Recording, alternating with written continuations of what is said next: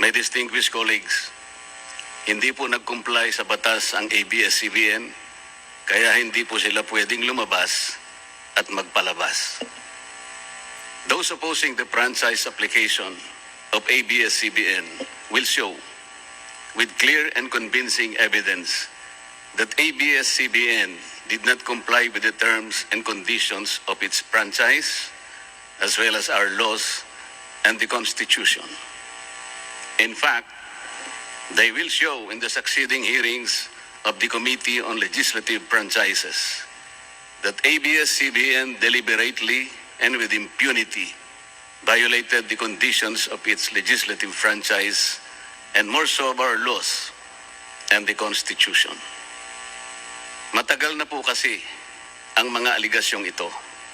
Hindi mamatay-matay, lumulutang sa internet, nasa labi ng mga Pilipino. Hindi seryosong binigyan ng pansin. Bakit po? Tikom ang bibig ng may kakayahang magsiwalat nito dahil takot sa maimpluwensyang network na kayang sirain ng tao, kandidato man o hindi. Salamat at ganap na nanindigan si Speaker Alan Peter Cayetano at hindi inalintana ang mga tuligsa sa kanya at pinayagan niya na magkaroon ng patas, bukas at malawak ang pagdinig sa mga aligasyong ito katulad ng nagaganap sa araw na ito. Ang banggit nga po sa John 8:32 ay ganito, "And you will know the truth, and the truth will set you free." Violation of the Constitution. Number 1, franchise is longer than 50 years.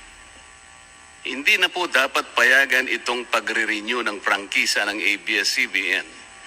Dapat na pong isara ang pinto para sa kanila. Bakit po? Because the ABS-CBN has been using the airwaves for more than 50 years. 53 years today, to be exact.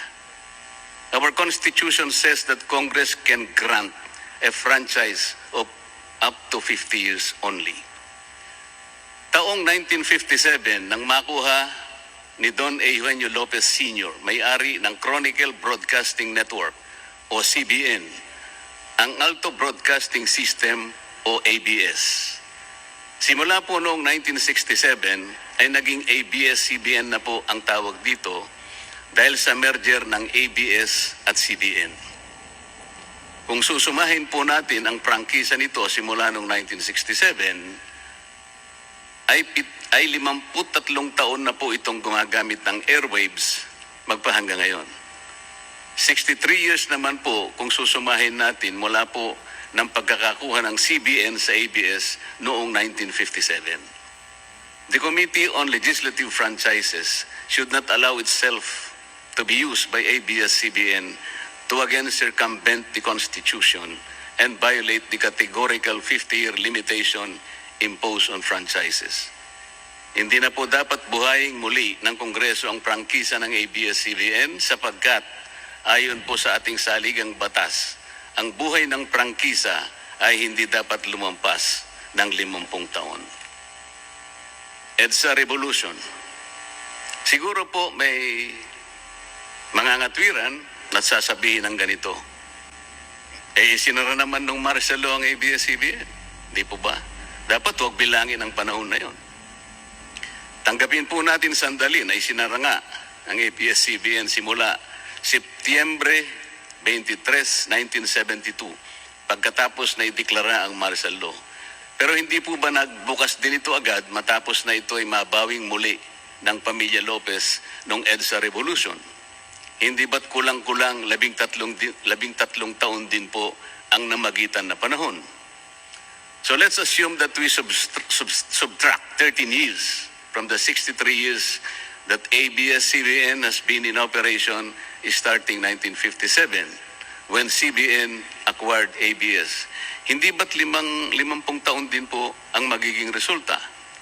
Ibig pong sabihin, tapos na at paso na pa rin ang prangkisa ng ABS-CBN with or without martial law.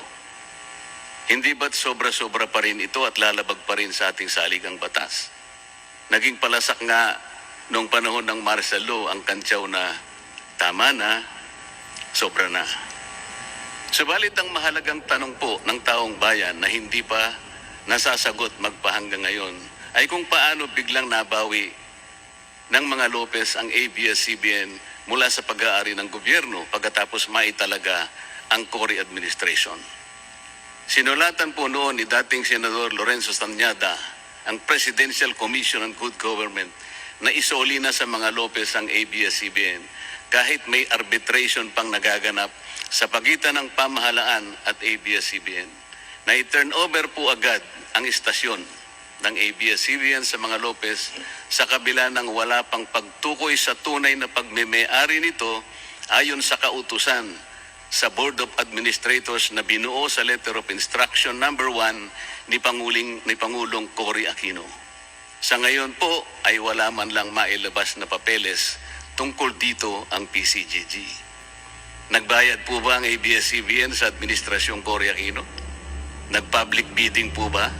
Bakit tila ura-urada at habang magulo pa ang lahat dahil katatapos lang ng EDSA Revolution, ay biglang napasakamay na muli ng mga Lopez ang ABS-CBN.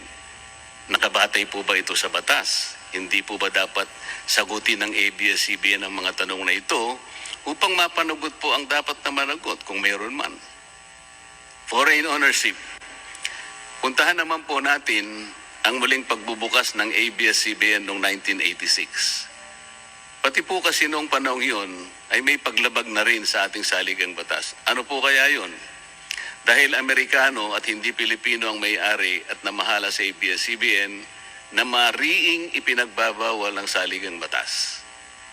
Congress should deny the franchise application of ABS-CBN for its clear violation of the Constitution, requiring 100% Filipino ownership and management of mass media companies.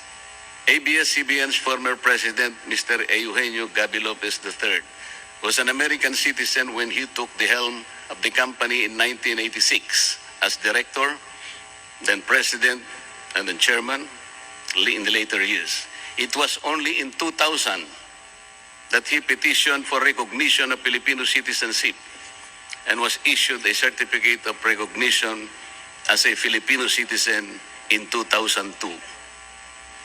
At kahit sabihin po nating wala na ngayon sa management ng ABS-CBN si Ginoong Gaby Lopez, nagpatuloy pa rin ba sa paglabag sa saligang batas ang ABS-CBN? Opo. Dahil magpahanggang ngayon ay nagbebenta pa po sila sa mga banyaga, mga hindi Pilipino, ng pag-aari o ownership rights ng ABS-CBN. Through an intricate web of corporate layering, ABS-CBN lets non-Filipinos to own its common shares through the issuance of Philippine Depositary Receipts o PDRs. In September 1999, the ABS-CBN Holdings Corporation offered 132 million Philippine Depositary Receipts underlying the 132 million common shares of ABS-CBN. Immediately prior to the closing of the PDR's offering, Lopez Incorporated, the main stockholder of ABS-CBN Corporation, transferred 132 million ABS-CBN shares to ABS-CBN Holding Corporation, its alter ego. With the many rights afforded to the holders of these PDRs, most of whom, if not all, are foreigners, ABS-CBN Corporation virtually allowed these foreign holders beneficial ownership and potential voting rights. This is a circumvention of the strict foreign equity restriction imposed by the Constitution on mass media companies. Quite obviously, the ABS-CBN PDR instrument, a creative financial mechanism, is being used as a subterfuge to indirectly own the underlying ABS-CBN shares of stock. Violation of workers' rights under the Constitution. ABS-CBN violated the rights of its own workers. It denied them their just share in production as required by the Constitution. It committed unfair labor practices, which consequently denied its employees the benefits required by law to be provided to all employees. Isang halimbawa po dito ay ang asunto na isinampa ng halos 100 o mahigit sa 100 manggagawa ng ABS-CBN sa National Labor Relations Commission o NLRC dahil sa pagtanggal sa kanila dahil sila raw ay mga talents lamang at hindi mga regular na empleyado. Nanalo po ang mga manggagawa sa NLRC at maging sa Court of Appeals. Bakit hindi na lang nila sinunod ang hatol at umapila pa ang ABS-CBN sa Korte Suprema? Ito ba yung sinasabi po kanina sa opening salvo na ang pagmamahal sa kanilang kapamilya ay ganun na lamang? Mali naman po yata na sabihin ng ABS-CBN na lampas sa 11,000 ang mga empleyado nito dahil kung ito po ay masusi nating iimbestigahan, may 2,661 lamang. 2,661 ang mga regular na empleyado nito.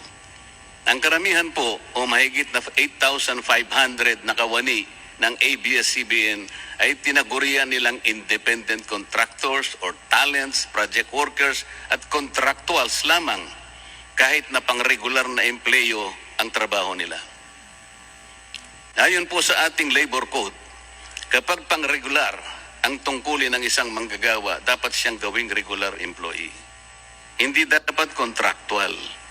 Hindi dapat independent contractor, talent, o kaya'y project worker lang. Malinaw na labag sa batas ang ginagawa ng ABS-CBN. Sana ay ibalita rin po ito ng TV Patrol upang mabunyag ang libu-libong endo sa kanilang bakuran.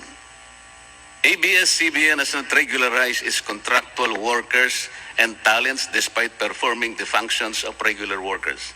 It even forced some of its workers to sign employment contracts containing waiver of the right to regularization. And those who refuse were unceremoniously terminated from work. ABS-CBN has subcontracted most of its production work to subcontractor production companies despite the fact that production is directly related to its core business. These production entities are paid minimally, whose workers obviously get lesser benefits and take-home pay compared to ABS-CBN's regular employees. And yet, the profit generated by ABS-CBN from its independent production companies appear greater than its expenses, especially those expenses that are even deductible for income tax purposes. Kung kaya't hindi po may kakaila sa publiko na napakarami ng labor cases na hinarap at haharapin pa ng ABS-CBN. Ang masaklap pa po dito ni hindi nagbibigay ng contribution ang ABS-CBN para sa benepisyo ng kanilang mga empleyado. Dahil po sa 2,661 lang ang regular employees nito, ang mga ito lang ang may benepisyo. Ang iba po na mahigit 8,500 na nagtatrabaho sa ABS-CBN ay wala po ni katiting na government-mandated benefits na natatanggap katulad ng SSS, PhilHealth o kaya Pag-ibig. Kanina po sa opening salvo, narinig po natin na ang kanila pong isinasangkalan ay yung kanila pong mga kawani, mga manggagawa. Ang Kongreso pong ito ay nakikidalamhati. Nalulungkot din po. Bakit naman po hindi? Kung pwede po nating ipaghalimbawa, sandali lamang po, ang ABS-CBN sa isang jeepney driver. Alam po niya na wala siyang prangkisa. Nagsakay po siya ng napakaraming pasahero. Yung mga pasahero naman po, bago sumakay doon, hindi naman niya tatanungin sa driver, Mamang driver, mamang chopper, kayo po ba ay may prangkisa? Yung rota po ba ninyo, pinapayagan yan? Wala pong nagtatanong na gano'n kasi mabilisan eh. Pare-pareho pong nagmamadali. Ano pong masita siya ng LTFRB? Gagamitin po ba nung driver na yon o nung taxi driver na yon o yung bus operator na yon? Kawawa naman po yung pasahero namin kung patitigilin mo ako ngayon. Meron pong pupunta sa ospital, meron pong pupunta sa trabaho, meron pong pupunta sa eskwela. Napakarami pong gawain itong mga taong ito. Ito po ba ang ibibigay po ninyong halimbawa? Hindi po ba dapat kayo muna ang kauna-unahan na nag-isip ng kapakanan nila? Ilagay ninyo sa magandang kalagayan ang pagpapatupad ng prangkisa ninyo at wala pong malalagay sa alanganin. Huwag po ninyong isasangkalan ngayon ang inyong mga manggagawa at kani-kanilang pamilya. Hindi po ganun. Sasagutin po ninyong aligasyon na ito, hindi po sa pamamagitan ng emotional appeal. If this indeed the true house of the people, the Committee on Legislative Franchises must side with the poor workers of ABS-CBN in denying its franchise, justice to them will be finally served, although ironically, this will also entail some sacrifice on their part. Political bias. ABS-CBN has been biased and partisan in favor of particular candidates and against certain candidates during the 2010 and 2016 presidential elections, contrary to the terms of its franchise and in violation of the Omnibus Election Code.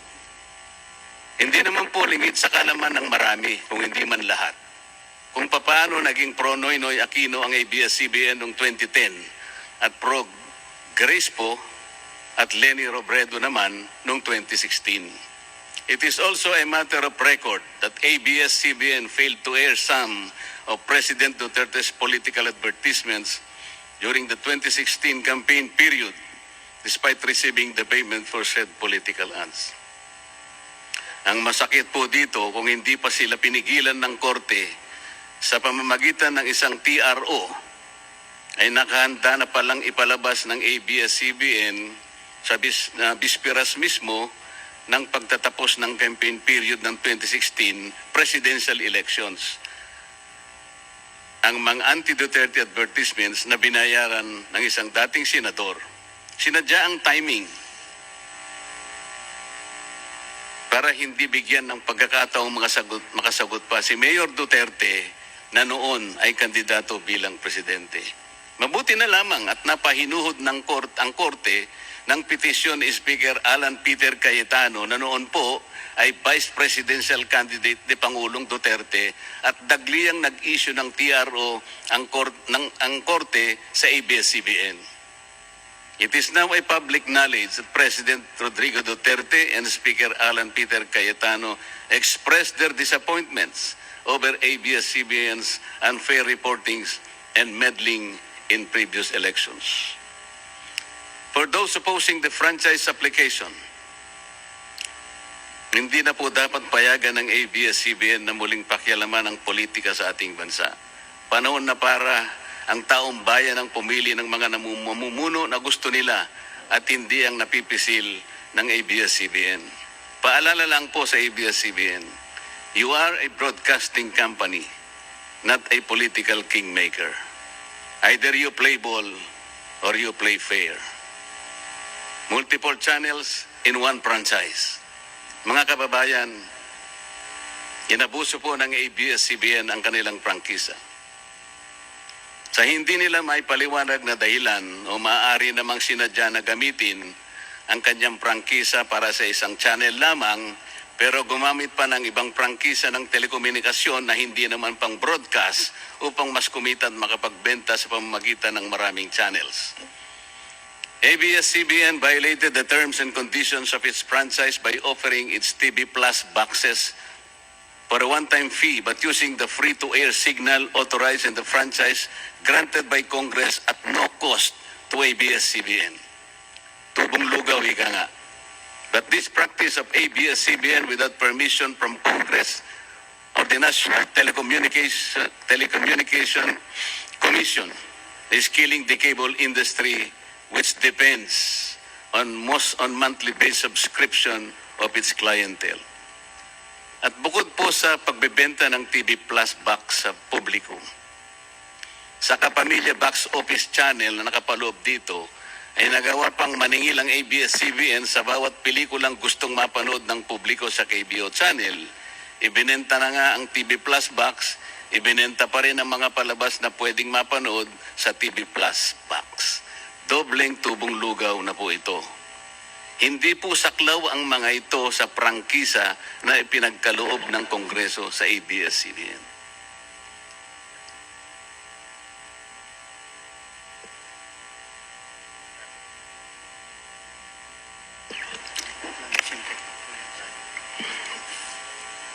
ABS-CBN, contrary to the terms and conditions of its franchise, operated this pay-per-view channel, otherwise known as the Capamilya Tax Office or KBO, without a valid permit from the NTC. And despite NTC's order to refrain from operating a PPB until the issuance of an appropriate guideline for the same, ABS-CBN continued its operation until the expiration of its franchise on May 4, 2020. Tax evasion.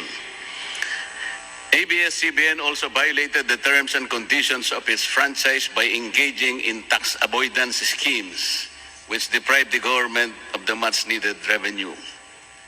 It used its wholly owned subsidiary, Big Dipper Digital Content and Design, Inc., a PESA-registered company, as tax shield. Its main customer is ABS-CBN Hungary. And because of this unconscionable tax avoidance scheme, ABS-CBN alleged effective tax rate in 2018 was at negative 5%. This means that ABS-CBN managed to avoid paying taxes in 2018. Bakit po ang GMA7 na hindi naman kasing laki o kasing yaman ng ABS-CBN ay nakapagbayad ng buwis sa pamahalaan ng 1.6 billion pesos noong 2018? Samantalang ang malaalamat na ABS-CBN ay walang binayarang buwis. Bakit naman nakalibre ang ABS-CBN noong 2018 sa negative income tax nila na 84 million? Ibig sabihin po nito ay may tax credit pa ang ABS-CBN at ang gobyerno pa ang lumalabas na may utang dito. Wala pong pagkakaiba ito, mga kababayan. Sa isang taong nangutang sa tindahan, binigyan pa ito ng sukli. In 2019, ABS-CBN again did not pay its rightful taxes. It avoided this by entering into compromise agreement with the Bureau of Internal Revenue, with the latter accepting the settlement of 152 million pesos plus from ABS-CBN, equivalent to only 40% of its assessed deficiency in income tax, value-added tax, and documentary stamp tax payments. But this is only one among the 4 other cases lodged by the BIR at the Court of Tax Appeals, all of which were also settled by compromise. Bakit po ganun? Hindi po ba nando sa prangkisa ng ABS-CBN na babayaran nila lahat ang rightful taxes? Kinakailangan po bang sila ay habla pa ng BIR bago sila mapilitang makapagbayad lamang kahit settlement lamang? Ang linaw po ng kanilang prangkisa na babayaran lahat ang kaukulang buwis. Bakit kailangan pong sila ihabla at idemanda pa ng BIR para lamang sila ay makapagbayad? There are also allegations to date that ABS-CBN's Lingkod Capamilya Foundation, ALKFI, is being used as ABS-CBN as tax shield, and that ALKFI also failed to file donor's tax return and pay the donor's tax. Ito po ang mas nakalulungkot dito, mga kababayan. Kapag politiko o government official ang nagkawang gawa, epal ang tawag dito ng ABS-CBN. Kahit mula pa sa sariling bulsa ng politiko ang pinanggalingan nito. Pero kapag ito ay galing sa Lingkod Kapamilya, puro pangalan ng ABS-CBN ang kanilang pinangangalandakan, katulad po ng nakita natin ngayon. Alam naman natin na galing naman sa lahat, sa mga donors ang pondo na ginamit nila. Meron po kayang nanggaling sa yaman ng ABS-CBN. Di baling ang pantulong ng ABS-CBN ay galing sa donasyon ng ibang tao. Di baling ang perang pantulong ay mula sa tax avoidance ng kumpanya. Ang mahalaga ay mapalabas nila sa pamamagitan ng sa mamamayan, katulad po ng nakita natin ngayon na napakabuti at napakabait ng ABS-CBN.